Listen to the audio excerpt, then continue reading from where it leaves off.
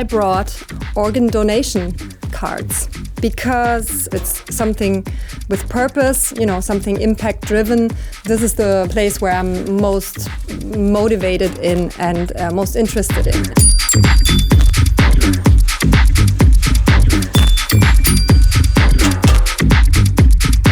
The funny thing about bureaucracy is that we today perceive it as something totally and utterly, completely negative. But bureaucracy in its core is something very positive. If you break it down, it's a set of rules we're using to actually manage our coexistence. With AI, the question is, do we step up? How can we make sure that it's being used to our advantage? The need for an efficient bureaucracy is massive.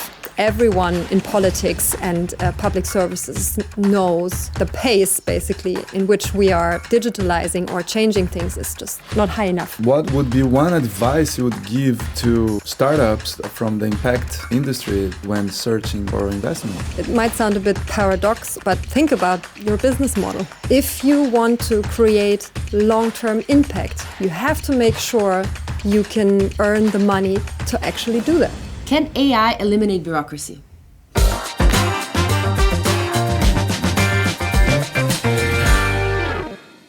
Hello one and all, welcome to Unboxing the Future. I'm your host, Ain the Machine. And I'm Iva Jankovic. Berlin has always reinvented itself. If you talk only about the last decades, it has gone from the playground for artists and hackers to the capital of tech and science. With talents, innovation and investment in place, how is Berlin becoming Europe's deep tech and impact business powerhouse? Well, that's the topic we're going to be unboxing today with our special guest. And our guest today brought the community back to our neighborly doorstep. She placed the human connection in the center, currently solving the biggest challenges in bureaucracy with an AI startup named Rule Mapping. She's the warrior for social change. Please welcome Ina. Thank you. Happy to be here. Thank you for coming. Ina. We always ask our guests to bring an object that represents them professionally. What object did you bring and what is the story behind? Okay. That's actually the start of the whole talk. That's exciting. So I brought organ donation cards. Oh, wow. Because this goes back basically to the beginning of my professional career, because that's basically the moment when I realized that, what is it I want to spend my time with, or where do I want to invest my time? And I just realized that if it's something with purpose, something impact-driven, this is the place where I'm most motivated in and most interested in. And I was in communications, and I met a dear friend, and we talked about organ donation, and she wanted to start an organization called Junge Helden, and that's basically then what we did when we were 20 years old. So that's where it started, when it started. And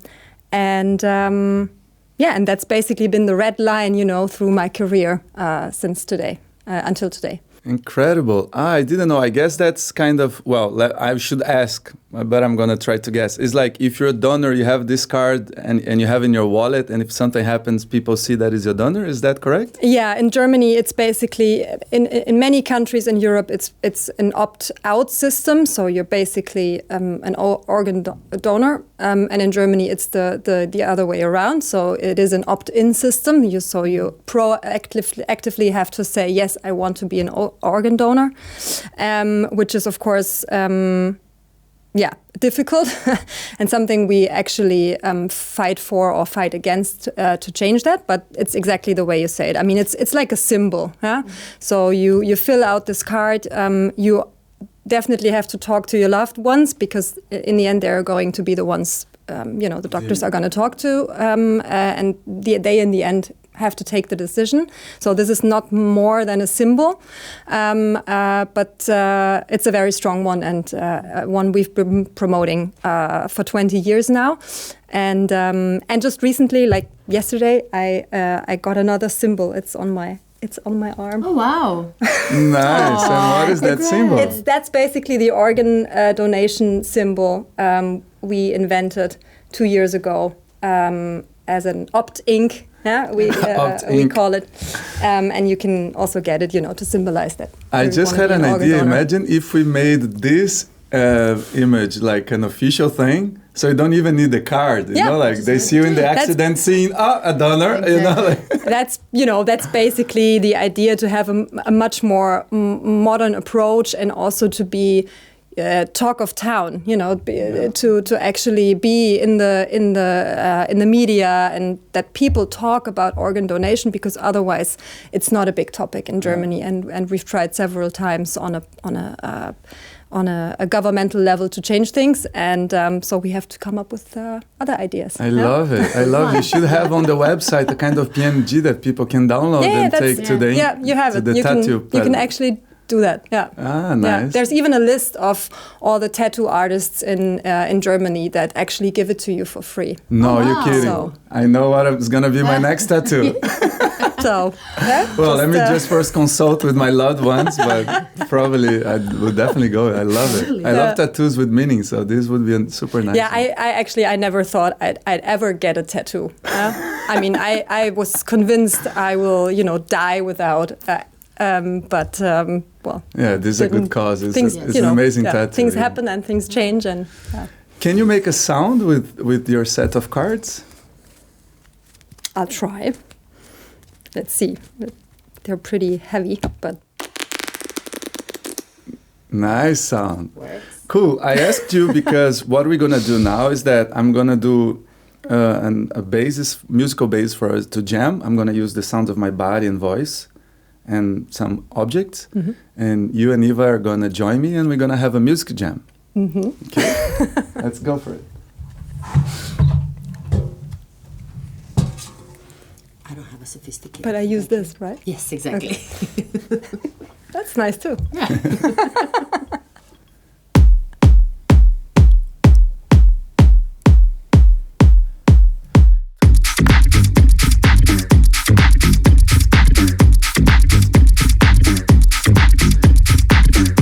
You can join me.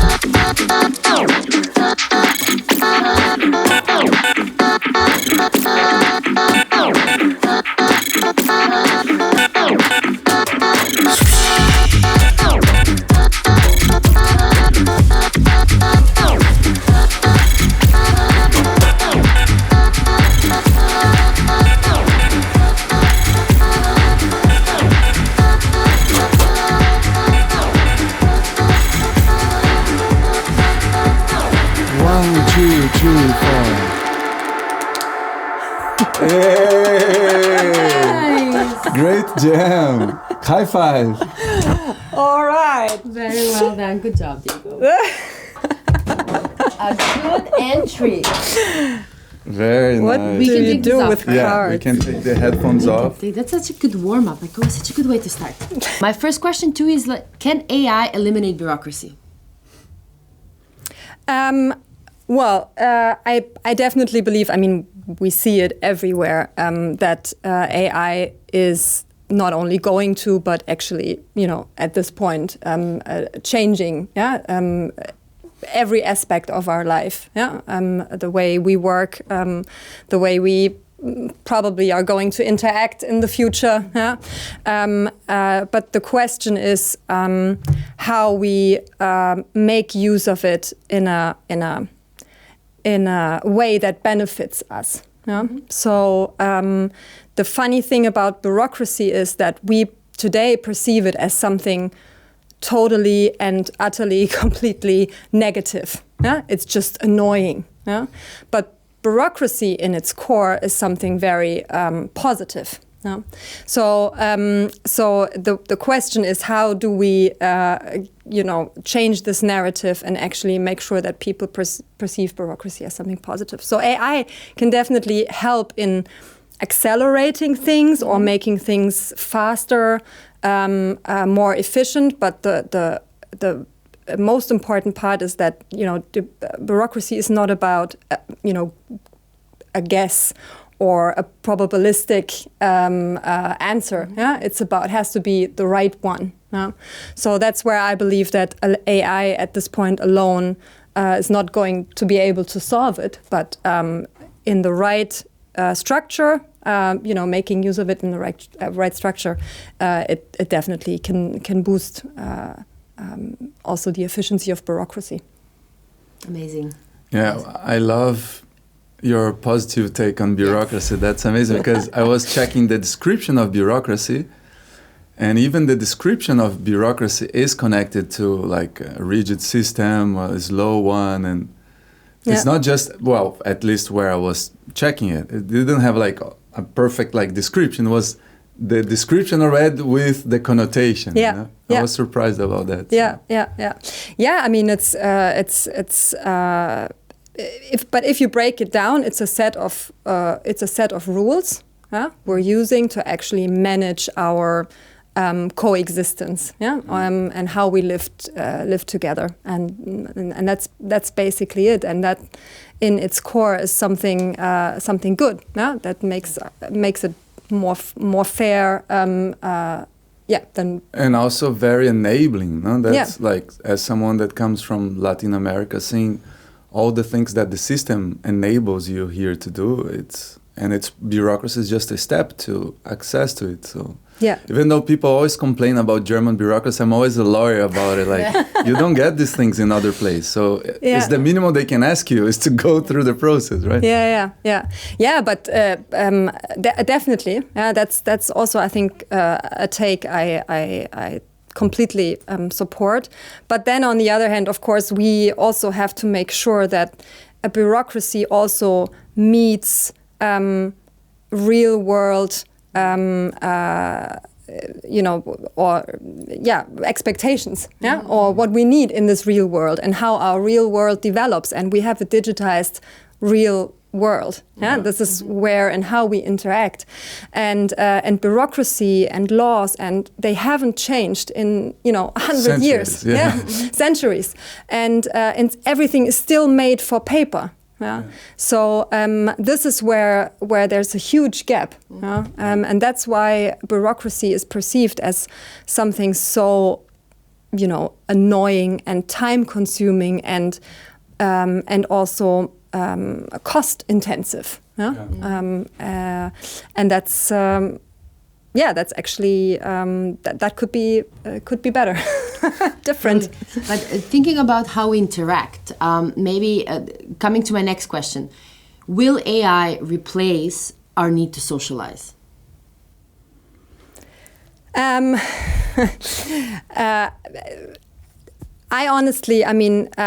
believe we are human beings, and of course there's an evolution also to humanity, to being a human, and maybe what we need, and maybe how our brain will develop in 10, 20, 50, 100 years. But I definitely believe what sets us apart, of course, is our empathy, our emotions, and we see that to a certain extent they can be met, by online platforms or different services, whatever.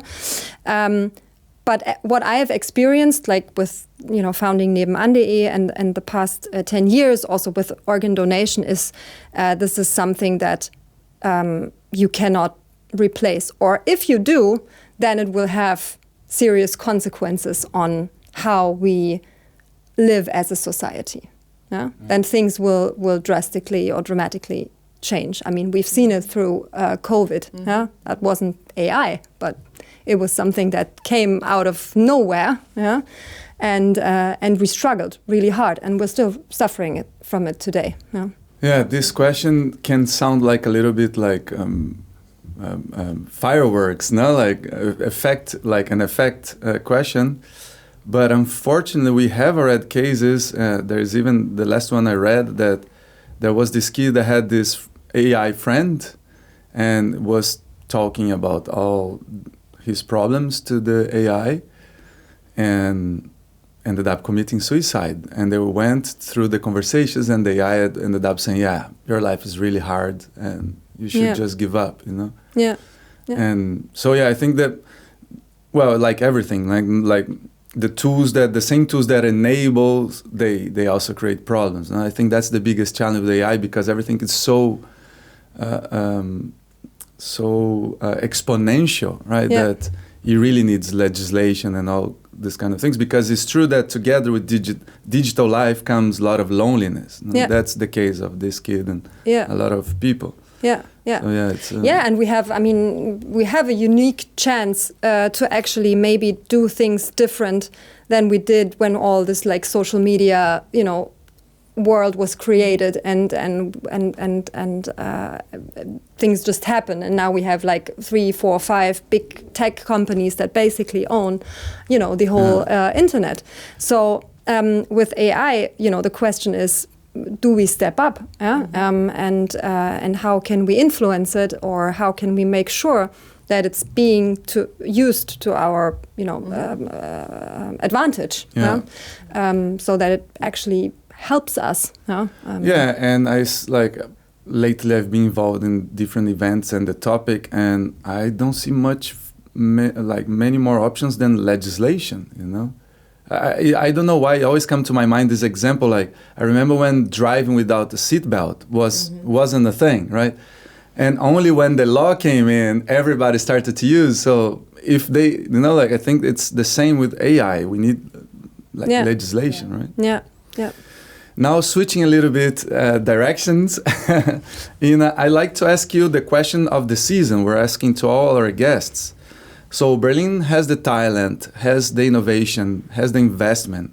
How is Berlin becoming Europe's deep tech and impact business powerhouse?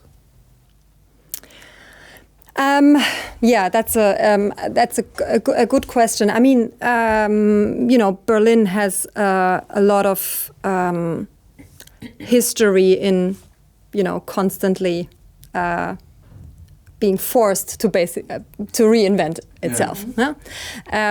So of course on a societal and political side of things, and then the whole industries, that came to Berlin first. The whole startup scene that was like very broad, not necessarily into deep tech. I think there are right now, looking at it, different approaches or different things we can combine or connect. I think the one thing is to connect businesses with universities. To make sure that there's always like a transfer. There's a lot of young people doing research, and there's always been in the past a huge gap between doing research and maybe inventing something and then actually scaling it. That's also maybe something interesting for Berlin, how to actually like scale and make sure this becomes a big, meaningful companies exist. So that's the one thing. And then maybe also making use of what Berlin's DNA is. It's not, in my opinion, I mean, it's not only the capital of Germany. It is so unique in its setup that it's much more than that, and that it's basically a European hub. Yeah. So to connect with other cities and to make sure that we are perceived as a European hub for deep tech, and of course, I mean, we have to actually support and attract the talent. Yeah. And there. At some point, also legislation comes in. I mean, we have to make sure that people actually want to move here and live here. Yeah. So, and then this has a cultural side of things, but this has also, again, political and legislative side of things. Yeah. And from these elements, what do you think Berlin already has in place? Well, I think it has the, it is an attractive, from the cultural side of things, an attractive city. Yeah, I think it's a very diverse city. It's it's very like free. It's open-minded. You can find your spot. Anywhere, yeah. It is somewhere. Berlin is big, but no matter what you're into, you find it. You're gonna find it. Yeah. So I think this is a great start. I mean, we have, with now the campuses that are evolving, with the AI campuses, the Merantics, there are several things happening that I think are quite interesting. But of course, we have to make sure maybe we're seen a lot more outside of Berlin as this kind of city. No? It's interesting that you say that. Just before we start shooting, I was checking my older interviews from boxing. And Martin Eyre, who was in the show, he was just talking about that Berlin needs to invest more in marketing because Berlin has a lot to offer, but it's not always published outside, right? Yeah. Like people knows nowadays more for the party, the techno. Yeah, the startup scene, of course, but there's much more there and it needs to be advertised. Yeah, definitely. Yeah, and especially, I mean, Martin and the hub he's creating in Neukölln, for example, is also a great example. Yeah, making sure there's also the space where things can, where people can be creative, or where people can actually invent, and come together and feel this. Yeah. Another thing that I found interesting of what you said, and it's already happening, we had Travis from Silicon Valley, and he's working in Fraunhofer. And actually his job in Fraunhofer is exactly that, to take the R&D and help them develop into products, right? So that's the next, the second big topic, I think, to actually make sure we leverage all this potential that is out there, all the research that is being done in universities or other kinds of hubs. Yeah, so we don't lose the next solar panel, right? Because I mean, because that is like a German funding problem, or also a societal thing that this is like you do research, and then maybe you get funding to do your research, but it's very difficult to then actually make sure you get funding to leverage the potential or scale your product. Bring it to market. Yeah. So I want to look a little bit, can we say, almost narrow down based on your experience, right? So I have a question around, you built Neighbourhood for more than a decade, starting from Berlin, and now you're building rule mapping. What is your experience collaborating with policymakers in Berlin? Well, the good thing is Berlin is a very small state, so compared to the others, we always found good ways and opportunities to actually get in talks, to interact, to try new things. Yeah? For example, with Nebenan, at some point we started talking to the Bezirksämter, and telling them about Nebenan. Yeah? And we said, we have this tool. It's basically only for neighbors, but it would be just perfect for you, because that would be the perfect way for you to communicate with the community. The community, because that's actually also your job. Yeah. And 20 years ago, you had like a little paper, and that got mailed into every mailbox, but that doesn't exist anymore. So and they actually I don't know how many Bezirksämter today are using Nebenan, but it's quite a lot. Yeah, nice. And it's making also their work much more transparent, making the people understand what are they actually doing, for us. Yeah, telling the community that there's funding if you want to renovate your playground, for example. Yeah. How else would you know? Yeah, it's a great channel of communication. Yeah. So on this level, for example, we've made just great. We had great support and interactions. Yeah. And then on the rule mapping experience, because rule mapping is a little bit deeper, we're gonna go ask you about that. Yeah. But how was the experience from that level? Because that's like getting more involved and I wouldn't say questioning, but somehow also questioning what they're doing or how they're doing. Yeah. So how was your experience on that sense there? Well, for rule mapping, this is our day-to-day business. Yeah. Mm-hmm. So we're most of the time we're talking to policymakers, to lawyers in the ministries, to all kinds of people that are either create laws, or come up with new laws or change laws, and the other ones, of course, the public services, the ones that actually then have to execute the laws. Those are two different kinds of layers or worlds, even.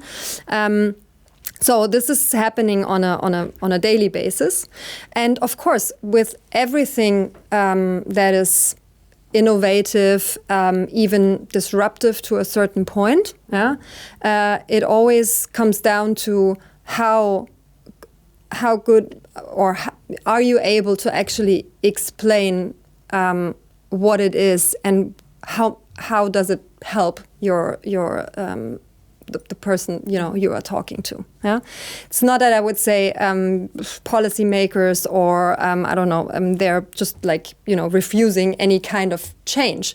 It's just a very complex. It's a very complex world, and it's a big challenge for both sides. To actually. Make sure you understand what it can actually contribute, how we can contribute. Yeah? But do you see them open to this conversation? Are they searching this? They're recognizing their needs? Yeah, because the pressure is so high. Yeah? The need for an efficient bureaucracy is massive, and even if you from time to time there are people maybe being very reluctant, deep inside, they know if we keep working like this, we're just going to fail. We cannot leave it like this. So of course, then there can be different opinions on how to approach this. For example, there's lots of discussions around that. Definitely,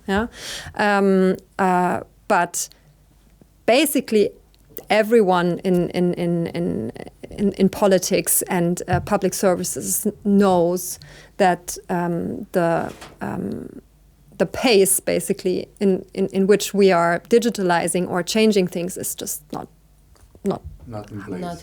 Not high enough. No. And I mean, maybe a holy grail question, but like, what are some of the ways to speed up, let's say, Berlin's policy innovation in general? Like, how can they get faster?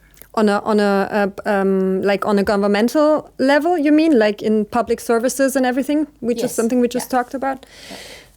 Well, I would say there's a product out there. No, but we can name it. Yeah. Is it called rule mapping? No. Does it help? I actually believe that, one world is how we work. To maybe learn also from the startup and the digital world how to actually have agile working environments in place. That's the one thing. The other thing is, what are the tools and the methods we work with, and that's where rule mapping comes into play. Yeah, where we say, okay, what we're doing now at the moment is we're thinking digitalization from the it's the wrong end. Yeah, we're thinking it from the wrong end. We're like programming a website where you can just type in some kind of thing and you get your passport or something. Yeah, the problem is the whole system in front of that. The whole, the laws, all the rules, the whole process is not digitalized. Yeah, so this is all still happening on paper. Yeah, and that's the problem, and that's basically what we're trying to change, and also to get this understanding and shift in thinking. So it's basically like an iceberg moment. We're treating on the top, like above the sea level, but everything below, which is the core and the bigger hurdle. Yeah. Okay, interesting. Yes. So if I understood correct, you're saying that one thing that could be done to make this policy quicker or to speed up the process is to change the government or the policymakers' culture. The mindset. Yes, that's one thing. That's the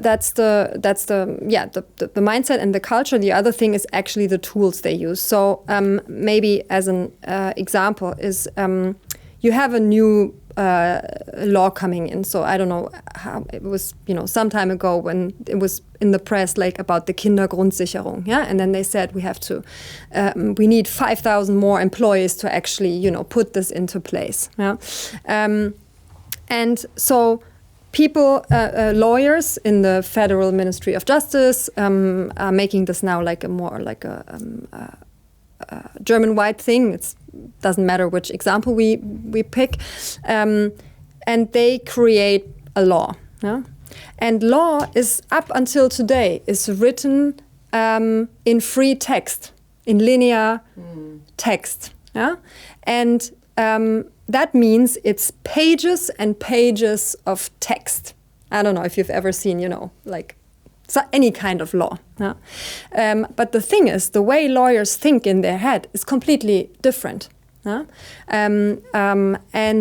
Because with like a law, in the end, it's only the basis to then check on several things.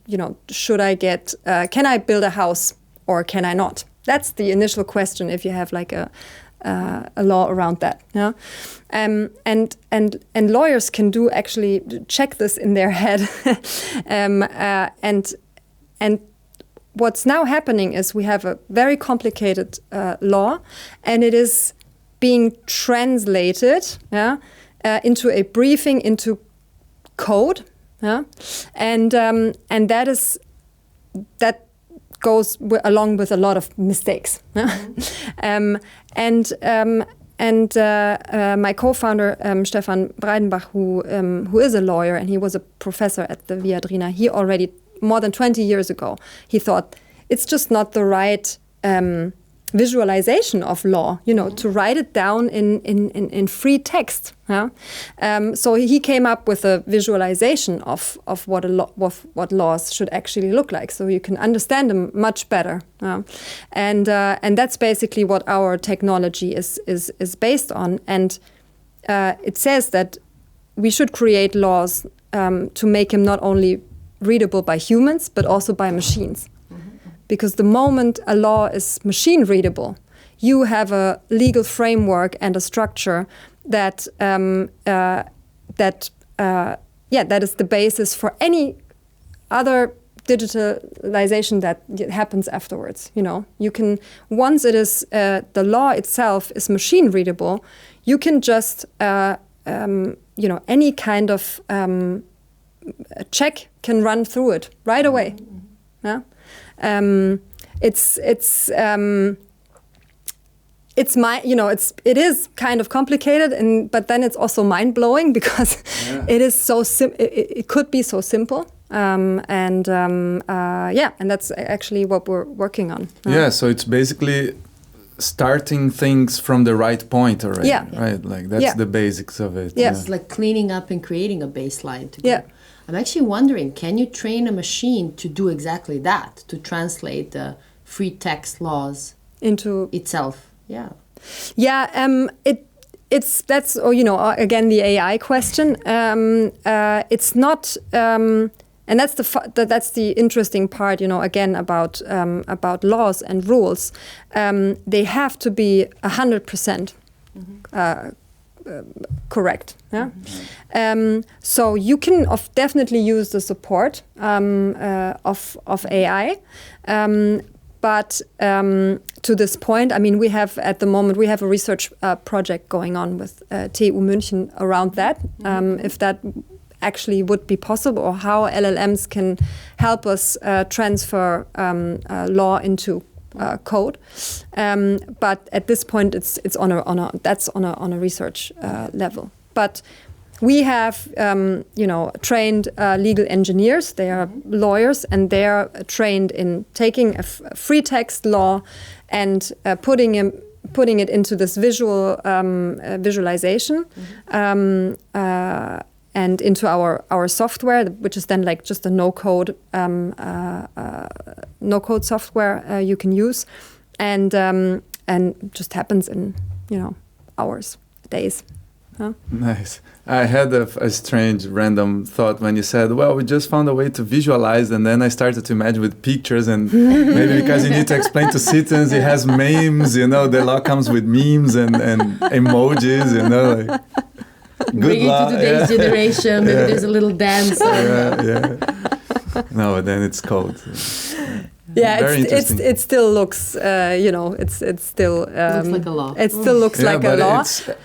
But it is. It makes total sense. If you want to digitize, you need to start by the first step. What is the first step? Create a law. So let's already create it in a format that goes into the whole system. Yeah, and actually that you and me can.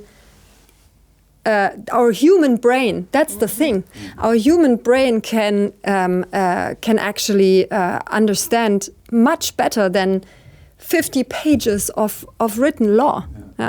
That's what the professor always says. He says that's the magic of actually being a lawyer, that you are able to take that free text, but in your head you make a visualization. And that's what we're doing. We're pouring this we poured this into a technology. I mean, the technology exists, and that's the magic. And then also we have, of course, this automation platform that has the basis is the law, and every question you have, every check that needs to be made runs through this machine and gives you a proper answer, because it's based on a legal framework. It's not based on a probabilistic trained model. You can combine those two. It would be amazing, because, for example, one of the conversations we had in other episodes about the housing problem in Berlin, one of them is that to get the permit, it's too many years. So imagine a system where you put all the data and it runs all the laws, and boom. Done. Almost gives you a to-do list. I mean, it takes us years to actually approve a wind power installation. Years. And that is only because we're still moving around, paper, and we have so many different municipalities and the ministries and the state, so many different stakeholders. And if there would be one platform, one system, everybody reports into or works with, it could be much faster. Fingers crossed, you get all over the government. But I mean, it's great. I mean, a lot of people they are very open to it, and that's the fun part at the moment. Can you give us 2 examples of positive interactions you had with the administration? With the Berlin administration. As a founder, as a startup. Yes, just recently I had to activate, I think, my my PIN for my ID.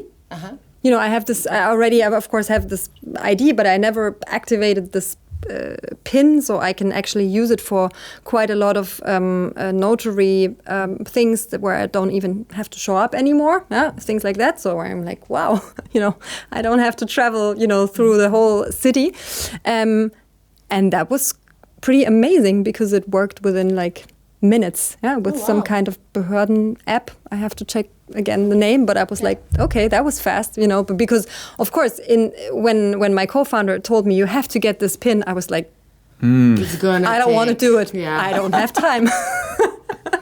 And already checking online for if I can get some kind of appointment anywhere, when, and then I just realized that I can do it like this, and I was like, so cool. That was pretty cool. Yeah. Positive surprise. Yeah.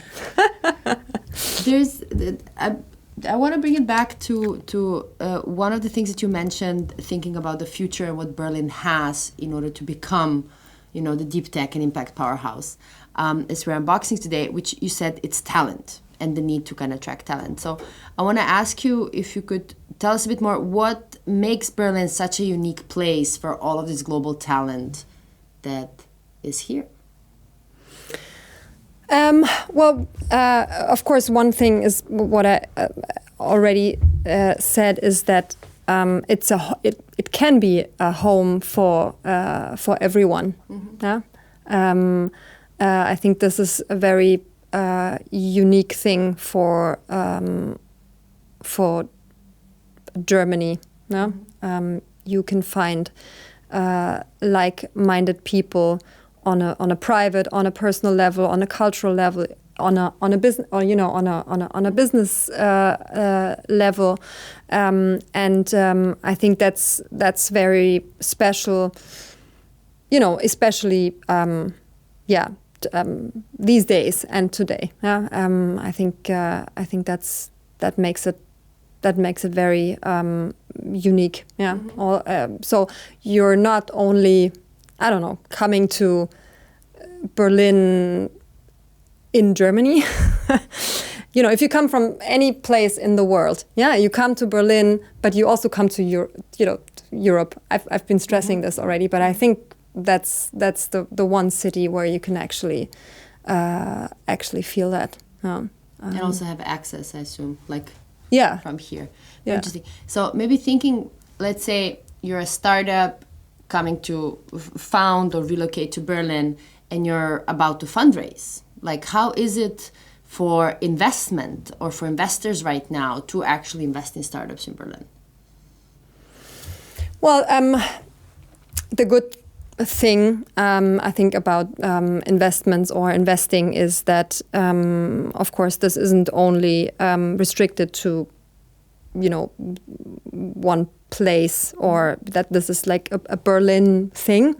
Of course, it's helpful to build your network, to actually connect with people, to meet with people. I think that's a very important part of fundraising. That you actually, for example, you come to Berlin, that you start building your network, and not only on LinkedIn, but maybe also in real life. So so that's, I think, quite important. And as I said, with some initiatives that are actually happening at the moment, like this Keats initiative or others, there are things happening where Berlin is actually starting to understand, the importance that startups and especially deep tech needs funding, in order to actually to be successful. So I can see, that things around that are happening, but as I said, the good thing is that investors all over Germany and Europe look at Berlin. Yeah, absolutely. I mean, very interesting. Thanks for sharing. I want to ask you more specifically from your experience with Neighbourhood. There's one thing that really caught my eye, like screening your profile and doing a bit of research. When you talked about almost the stigma of creating a for-profit for a social business. And so first, I would love you if you could share a bit more about that. And secondly, I wanted to ask of your experience of then also raising funds for such for a social business such as that. Yes, I mean, we would have to go back in time because when I started with Junge Helden like 20 years ago, Junge Helden is a non-profit organization, very how do you say, very typical. This is a topic where you just you are engaged or you're not, and then you fight for it. And with Nebenan, the interesting thing is, and that was the time when this came up, that actually people started to realize that it's not black and white. It's not only for profit, and that's bad, and non-profit, and that's good. We realized that you can learn a lot from each other, and that the perfect combination basically would be to have an impact business, to define what is your why, why are you doing it? What is your contribution, your overall contribution to society, ecology, you name it, that's to be defined. But what is it actually that drives you beyond, wanting to make money? And that's something that came up back then, and then people started to call it social business. So this was like a new kid on the block, and very interesting because it got a lot of attention. But social businesses, of course, struggle with the same problems like regular businesses struggle with, even more, because it's the scaling part is quite difficult, because it's a long-term commitment. So you want to create impact, and the classic approach, especially with VC funded startups and everything, things have to move quickly. That's something businesses, when they have impact at their core, it's not about of course at some point you have to be quick, or you have to move forward and everything, but you have a long-term vision. You want this to exist for a very long time. And that's of course also something that makes funding a lot more difficult. With Nebenan, we were very lucky to have a good network of people actually trusting and supporting us, but also of course having Christian Vollmann as a very renowned founder in Berlin, to actually have a name and have a network and people trusting him. And that's how it worked with Nebenan, and at some point finding a partner, a strategic investor partner that actually understands that this is a long-term game and not short-term. No? One question comes to mind, like what would be one advice you would give to startups from the impact industry when searching for investment? Well, it might sound a bit paradox, but think about your business model. Because impact-driven founders tend to think about the impact they want to create, and they're very good at it usually. Yeah?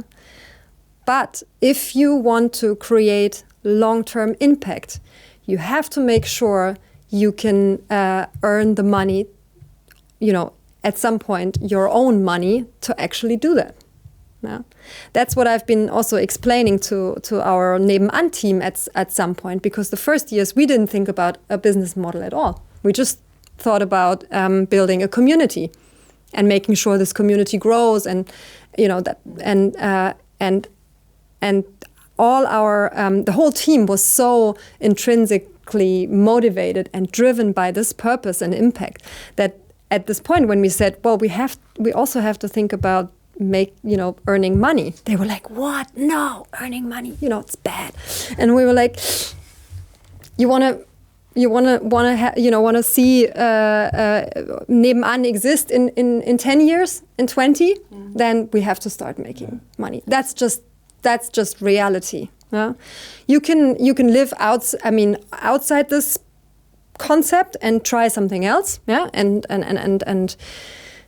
try to raise money, be a non-profit. There are other ways. But if you want to change also maybe the way we think about businesses and doing business, if you want to change it maybe from within, then you have to adapt and play the game a little bit. No, for sure. And I believe that the only way to beat capitalism is to playing good capitalism, right? Yeah. It's the only way. And maybe also, going a bit, especially for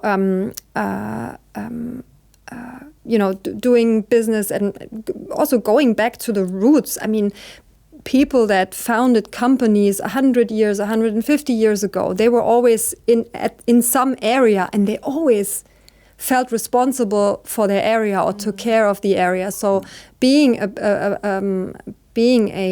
entrepreneur usually also meant, I have some kind of responsibility. For sure. Yeah. And coming back to that and realizing that I do have a responsibility, on many levels. Yeah. That would help. Yeah. Now I'd like to go back a little bit to the topic of Berlin. What are the 3 positive things that Berlin offered to your business? Any kind of, or any business now that I think of, right? In my, in your startup journey. Yeah. Well, definitely just great, motivated people. I mean, whatever topic you have, I would say, the deep tech sector, I think we can. There's still room for improvement, but it's something that's happening right now. But for the impact world, for example, it was just fantastic, to have all this.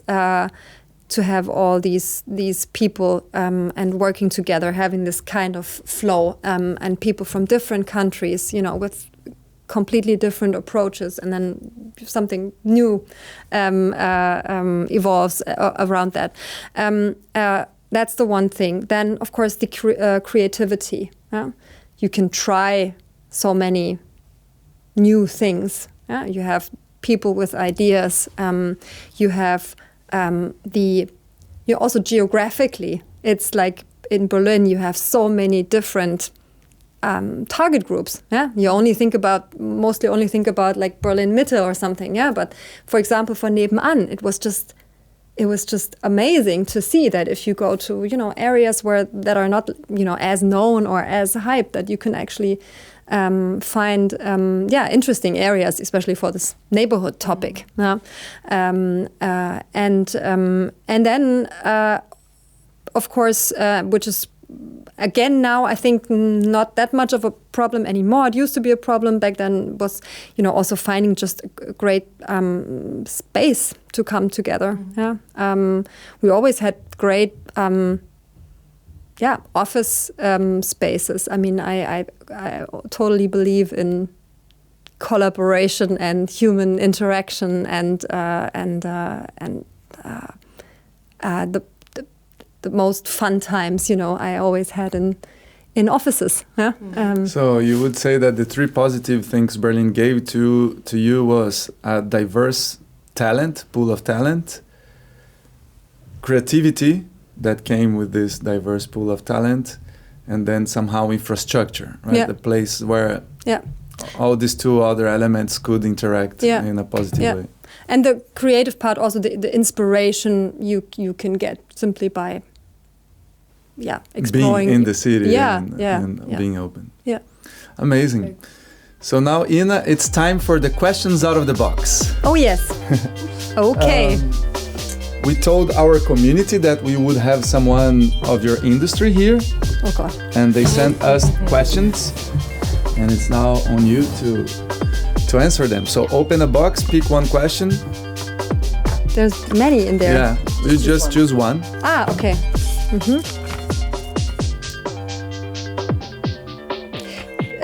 Can technology make communities stronger, or are we just boosting digital loneliness? Thank you. I love that question. The question is always the how. Yeah. I believe. I've seen it. I've experienced it with Nebenan. It's a digital product, and we just recently, yesterday, I think, released our impact report, where we actually measure the impact we have, and it definitely does make communities stronger. But it is specifically designed to only use this technology as a tool for interactions in real life. Yeah? So the question is not only is technology itself, is it bad? Yeah? But how is it designed? Yeah? What's the purpose of this technology? So I think if you look at social media, like general social media today, I think we're definitely boosting digital loneliness. If you turn to maybe products and that have a different goal in mind, then we can actually decrease loneliness. Yeah, I totally agree with you. The main difference, for example, of social media and maybe Nebenan is that social media, it's the market. It's about its attention. Attention is the product, or the coin. Yeah. And products like Nebenan forces you to go interact in real life. Yeah. Right? So I love what you said about it's not the fault of technology, but how it's designed, right? Yeah. Yeah. Amazing. So we can move to the next box. Okay. Let's see.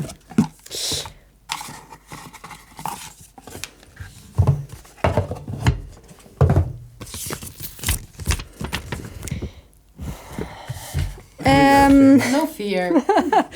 Can the next big policy shift come from a neighbor WhatsApp group, not a parliament?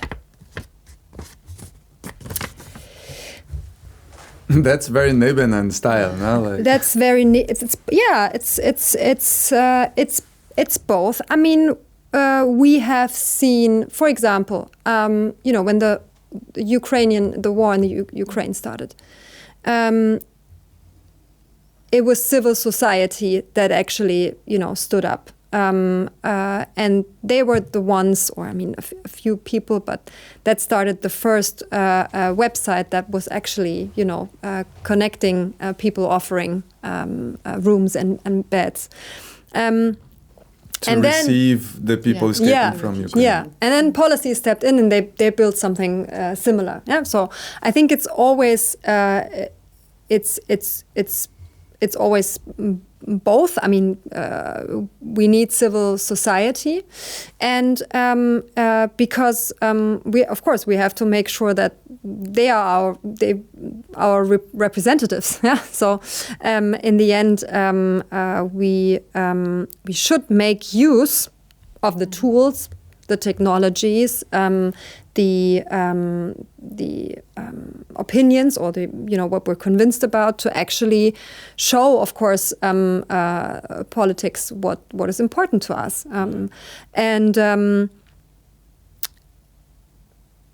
so I like that question. I mean, I have different thoughts in my mind, but yes, of course, why not? I mean, communities that actually, that gather and that are active, and that, or all the demonstrations. I mean, we saw before the elections and everything. Of course, that happened through all kinds of communities, digital communities. Yeah, I love what you said about the example of Ukraine, because it's the perfect example to demonstrate that once we as citizens demand stuff, it proves that they are there to work for us, that politicians are there to work for us. So if we demand and we give we show the right path, they will follow because they work for us, right? Yeah. So this is the perfect example for that. I love it. Yeah. I mean, we have to make sure, that in this question, there's also, of course, a critical aspect, as of, for example, not non-democratic parties, of course, make use of, WhatsApp, other communities, even, much better than all the other parties do. Yeah, much better. What is meant by policy shift. So we have to also the politicians, we have to be aware of where opinions are created, where people talk about how they feel, and actually be open to that, and listen to that. Perfect example, the contrast. Yeah. Next one, please. Okay, last one. Take the last one. It's a big. Will AI make democracy stronger or weaker?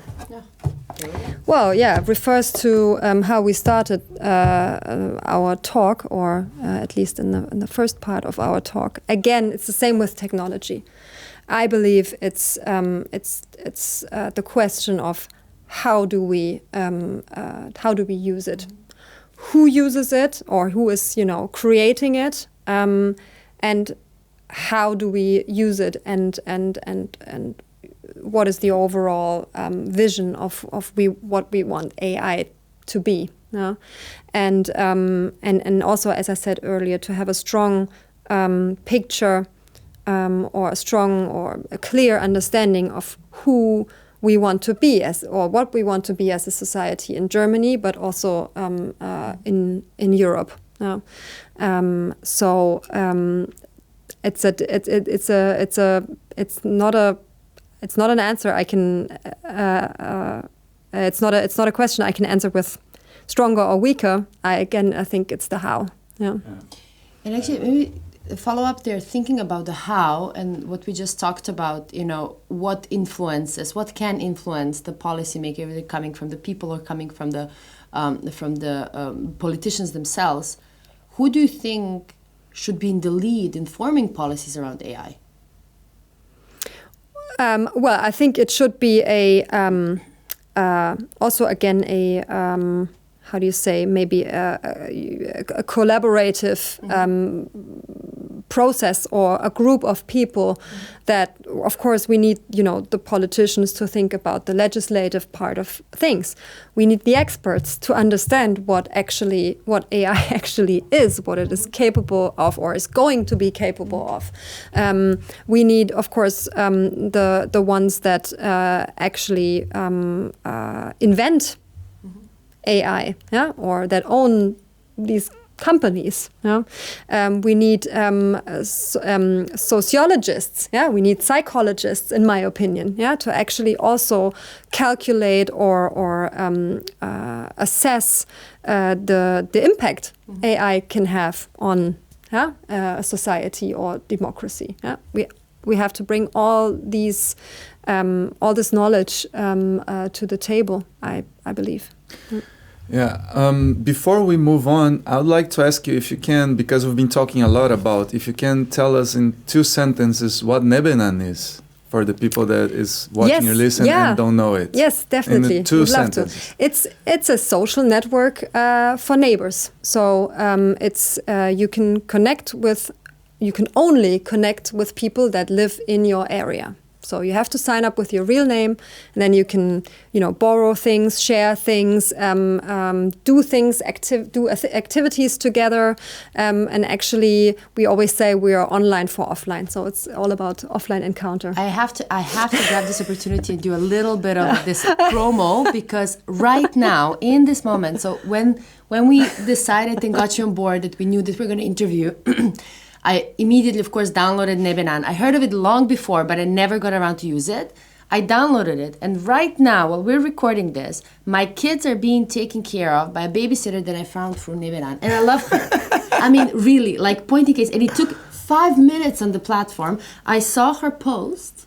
We connected, we met, and now, 10 days later, she's taking care of my kids, and I can be here. And it's just win-win, because she lives only, she lives 1 street away. I mean, beautiful. It's all the local leveraging this local potential is basically that's the magic. And it's Neighbourhood.de. Amazing. Boom. Now you know where to go. All you need. Cool. Let me grab these boxes before we move to the next part. You can go for it, Iva. Thanks, Diego. Yeah, I mean, we also talked about rule mapping, which is, the company you're mostly spending time right now. Maybe we already talked a lot about what it can do, but maybe again, also just in 2 sentences, what is rule mapping?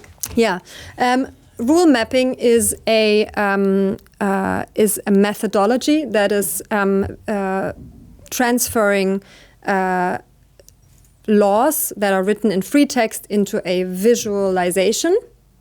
And in the same time, putting it into a software that helps automate decision processes. Boom. Ina, tell me one thing that German's bureaucracy did well and should be exported. Well, it's actually, yes. I mean, the way we design and a structure and we create laws, the way laws are being made in Germany, has already been something that has been exported to many, many countries around the world. So a lot of judicial legislative systems in Asia and other areas, they actually used this framework or the way we work with laws, which is quite interesting. But of course, that was a long time ago. So if we can manage, maybe, to reinvent how we design laws and actually make them machine readable, that could maybe be something that can be exported once again in the future. I love once it. Again, made in Germany. Once again, made in Germany. Yes, definitely. Yeah. Very cool. I mean, maybe thinking about startups again and thinking about German bureaucracy, what is one advice you would give to, let's say, either younger startups starting or moving to Germany on how to handle the whole bureaucracy system? Well, take, as with everything that it seems overwhelming, take one step at a time, and do not freak out when you get a letter from the Finanzamt. Yeah, stay calm. Same for individuals. Also don't be shy. I mean, I also realized that sometimes if you just call them, or you go and talk to them, it's actually, you get quite a lot of help. And that would be the other advice. Get help. You have to focus on your idea, on your product. You have so many other things to do. So make sure maybe if it's too much, if it's too complicated, try and get help, and also try to figure out what is important now and maybe what is important a bit later. I would like to shift gears a little bit. Have you collaborated with your businesses with corporates? Have you had collaborations with corporates? Yes, I mean, of course, we do all the time. I mean, depending on if it's nebenan or if it's rule mapping, but yes. And what was one thing you learned about collaborating with corporates? Well, I mean, if you manage to find something that both that makes you a perfect match, then collaboration is always a win. It's always a game changer. Yeah, it's only painful if it's not balanced. But together is most of the time. Doing things together or trying to change things together is much better than doing it alone. Yeah. And what kind of advice would you give to startups in the impact industry on how to collaborate with corporates? First of all, take your time to think about what is actually your idea or what is your purpose? Why do you want to collaborate? What's your goal? So what makes you special and what maybe makes you interesting for this corporate or for this partner. Yeah. So the more precise this is, of course, the more appealing it is to the other side. Yeah. So thinking about what you can you give them and what is it you want from them. Yeah. That's where you start. Yeah. And once you would engage with the corporates, what would be another advice? Once you're read into the collaboration, what would be another advice you would give to the startups of the impact? Yeah. I mean, the general advice is, of course, to have enough confidence, to, especially if you prepared it well, then to be confident that you want this to be a collaboration and a well balanced collaboration.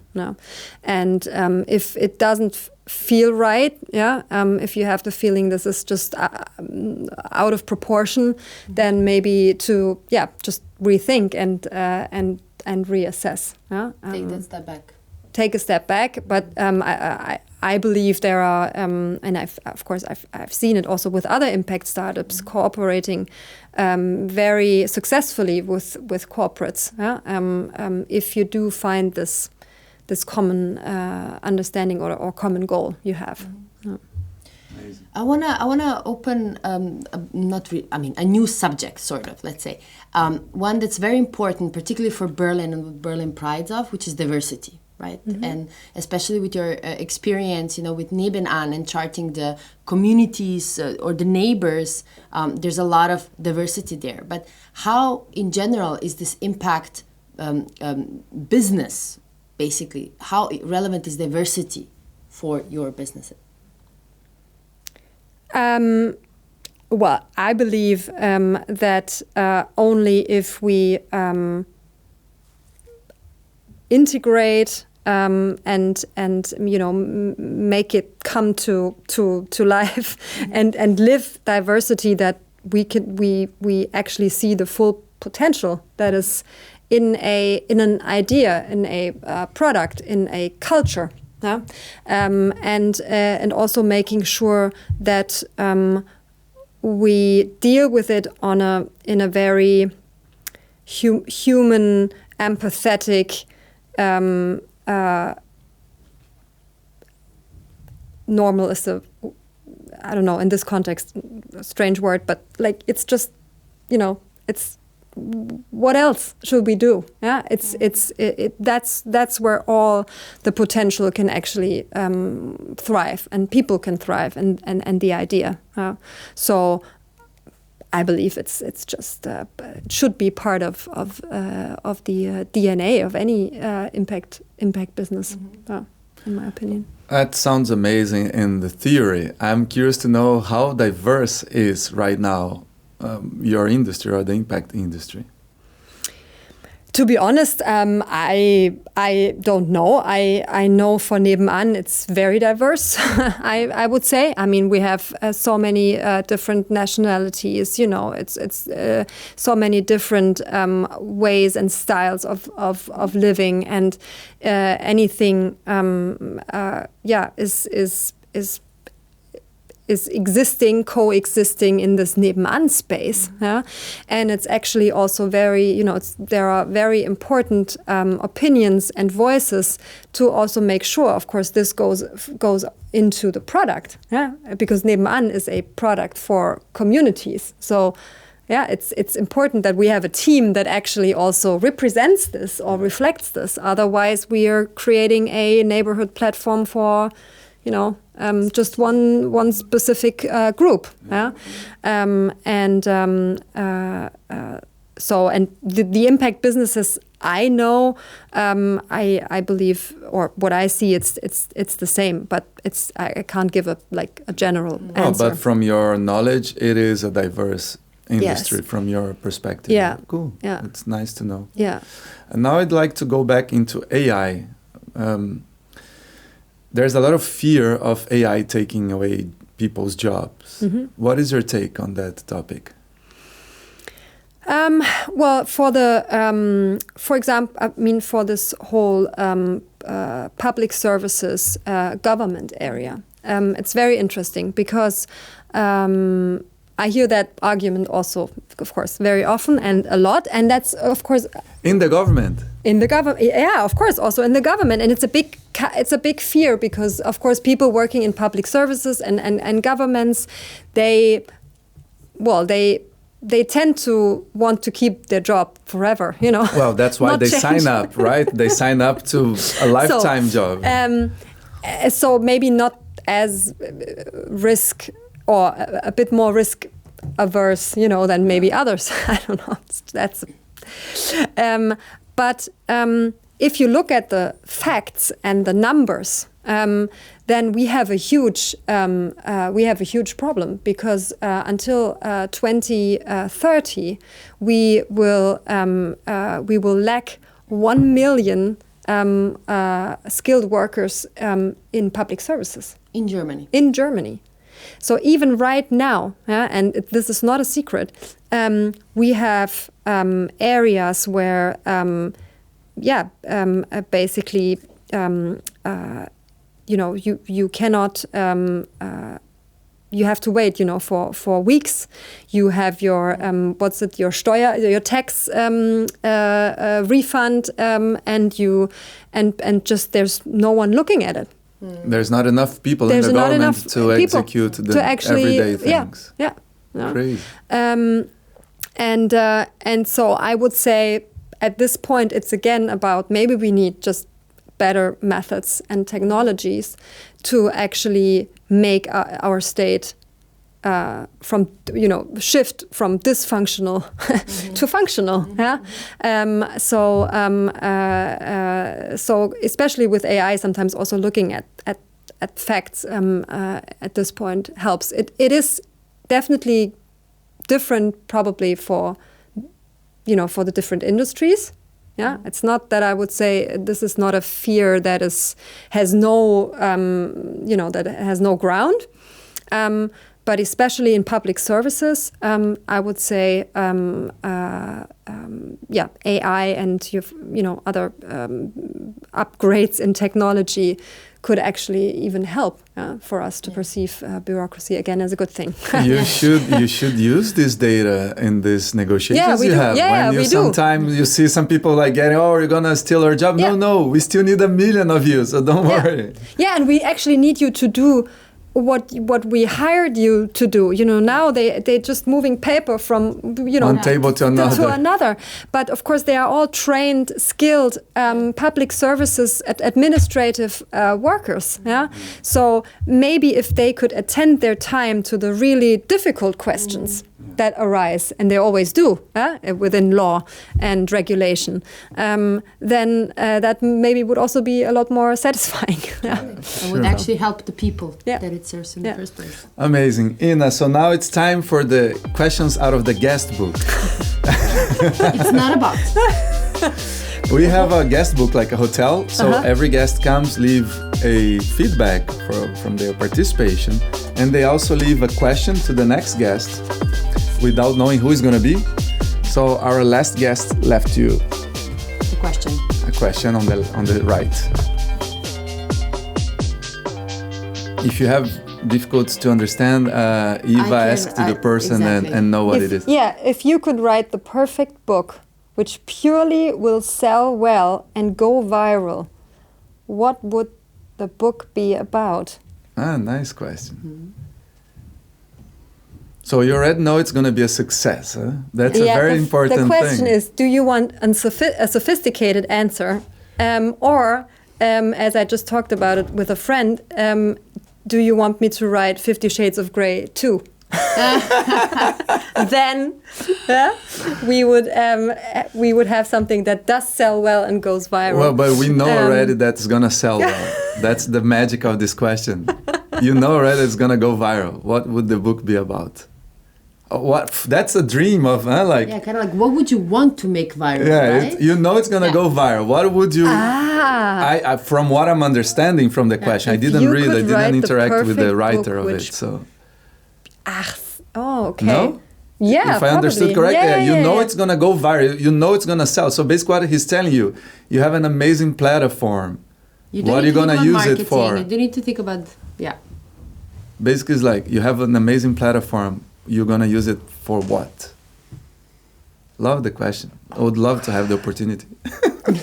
I'm gonna ask you. Maybe I'm gonna ask you. No, not the question. Like the platform itself, I would love to have it. Right, I'm working on it. Seems like you already have an idea. No, I have many. Oh, okay.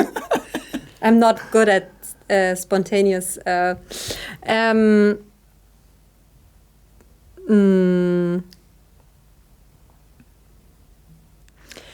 It sounds very cheesy.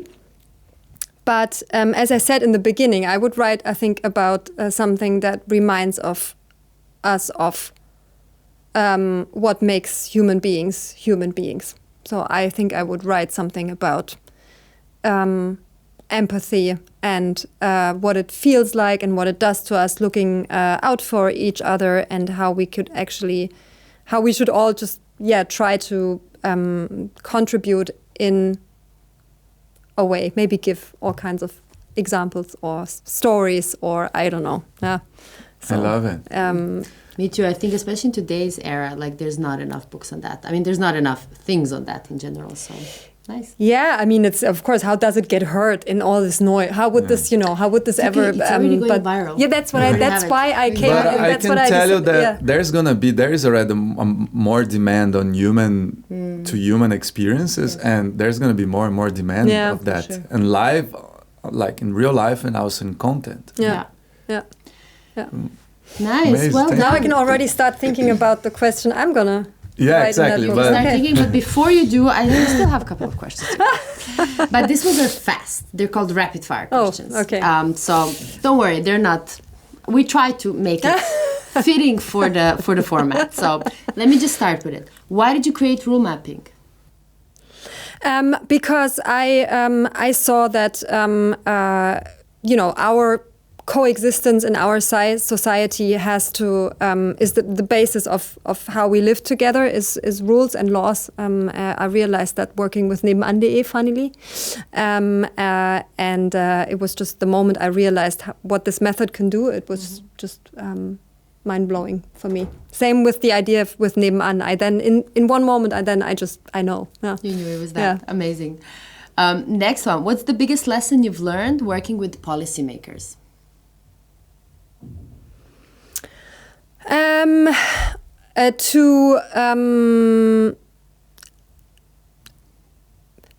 To not be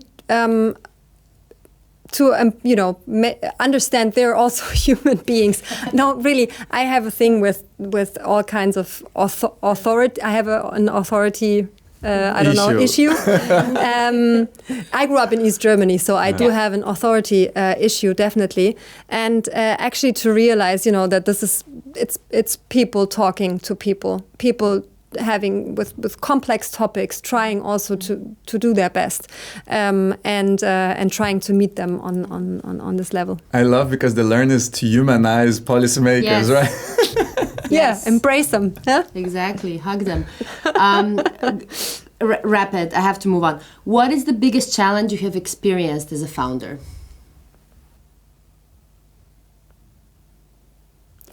The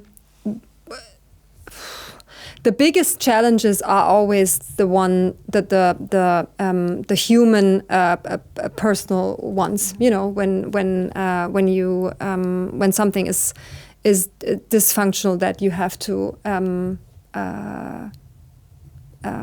fix. Yeah? Everything else, if you're collaborating and with your team, you can move any mountain. Yeah? But if you have struggles on that level, I think that's very stressful and demanding. So that's not necessarily a founder thing, but maybe very intense of course for founders, but in any kind of team setup, in my opinion. What is the biggest achievement that you're proud of in the work you're doing? That I am actually able to do what I'm doing. So I'm proud and happy and humbled to actually be able to go to work every day and pick topics that I believe make a difference. Amazing. Last one. What advice would you give to someone wanting to start an impact business right now? First of all, go for it. Don't do it alone. Never. I just find your match. 1, 2, 3.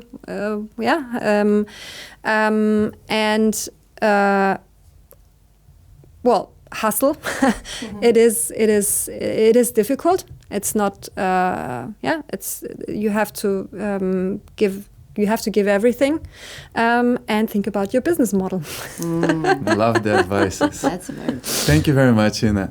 So now I'm gonna invite you to become our guest producer. Give it to me here.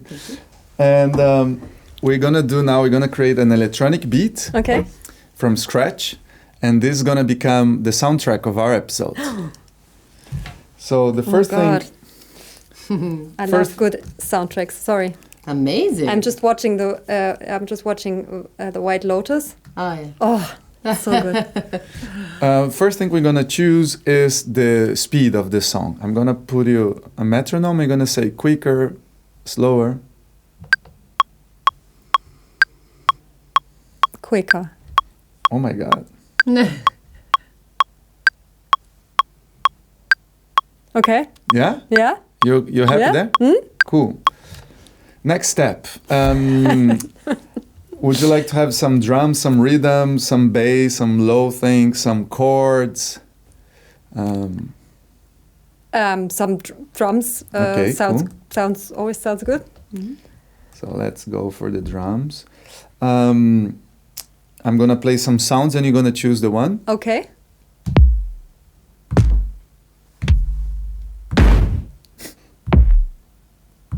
Yeah, this one. Yeah. Nice. Deep. And to go with it.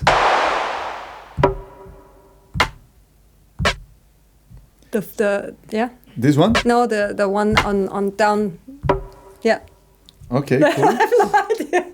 There's no right or wrong. There's no This is right or wrong. yours. That's exactly. That just sound reminded me of the White Lotus soundtrack. So, I don't So now it was this one, right? Mm-hmm. Would you like to be like? Or more like?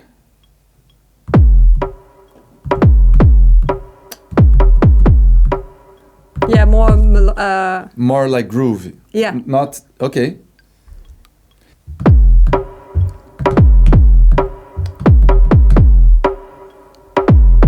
Yeah?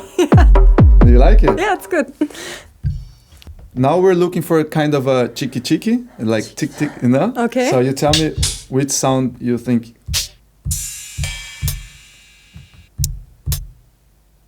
So.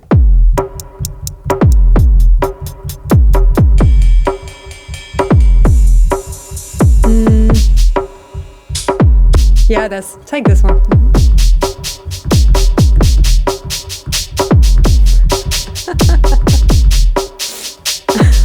Yeah? Yeah. Okay, what would be the next step? Bass, chords, some melody. Well, what would in general be the next? You're the producer. Depends There's on no the room. producer. So what were the options? So bass is kind of the instrument that do the Yeah. low. You tell me the sound you like, okay? Yeah? This one? I love your style.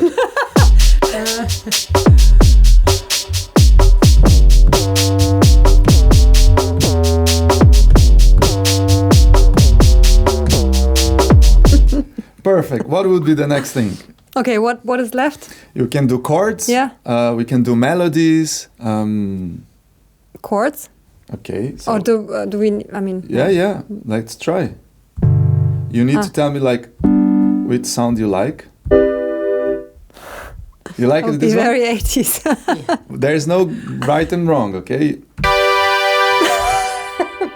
You tell me the one you like it. No, yeah, take this one. I want the full. Okay. Love the style. Yeah. Okay. God, it's gonna be a mess.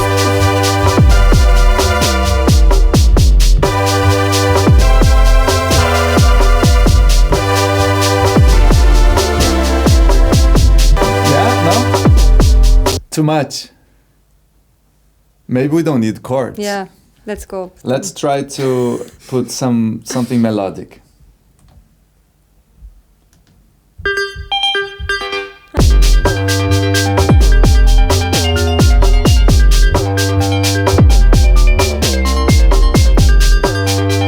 I love it. Now it's full on Falco. It went from Van Halen to like we got Falco. Well, there's 80s and 80s. Exactly, I love it. Very So now that we have the bases, please take the box. I just thought, I'm not gonna sing. You can. You still can. Uh-huh. So you can take one for you and then pass it on to me. Choose one, whichever you speaks to you the most.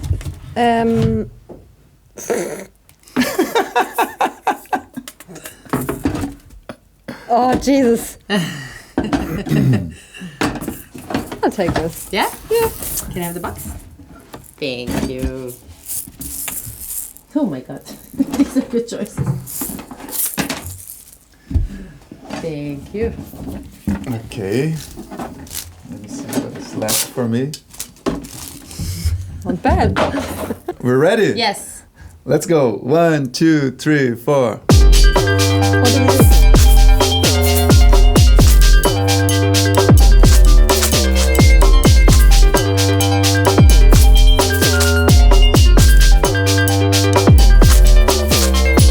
You can go full on it.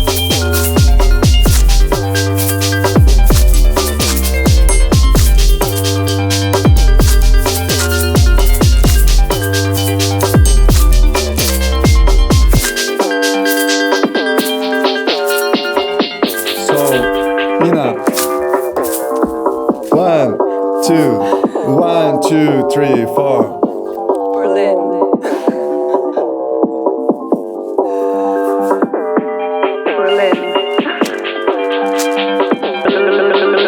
Prepare to come back. 1, 2. 1, 2, 3, 4. Berlin. Berlin.